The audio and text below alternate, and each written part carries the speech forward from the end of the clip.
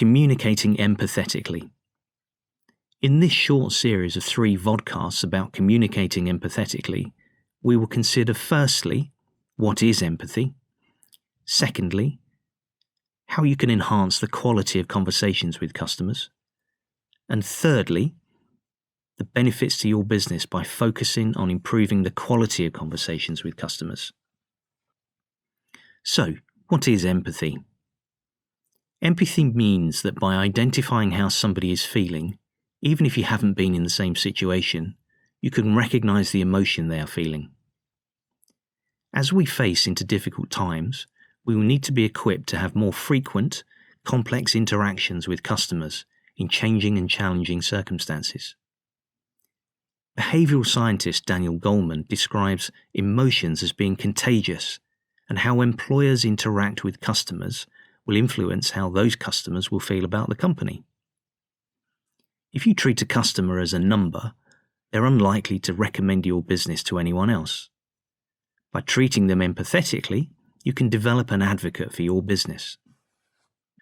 So, empathy is defined as the ability to understand and care about how someone else is feeling, whereas sympathy is best defined as when you share the feelings of another, such as an expression of sadness after a bereavement. With empathy, you put yourself in another's shoes, often feeling things more deeply than if you just felt sympathy. Empathy fuels connection, but sympathy can risk disconnection. In To Kill a Mockingbird, Atticus Finch outlines the importance of empathy to his daughter.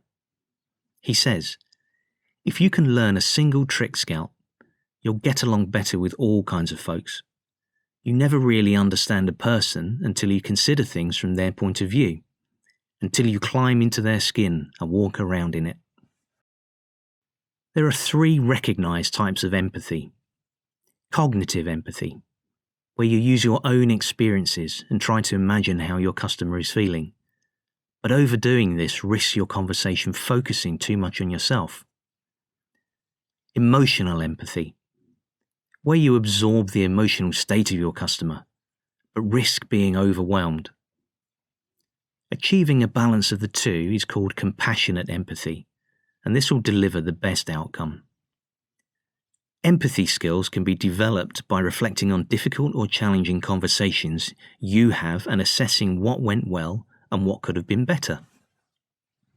When communicating with a customer over the telephone, you lack visual impact and the ability to use body language as a communication mechanism. So how we speak and the language we use and the tone that we use will drive customer perception. 4 key elements of empathetic communication are: 1. To be able to see the world as a customer sees it. 2. To be non-judgmental. 3. To understand the customer's feelings. And 4. To communicate your understanding of their feelings. Factoring these elements into your customer engagements will enhance the quality of conversation with your customer and enhance the perception that your customer has of you and the business you represent. So why is this important?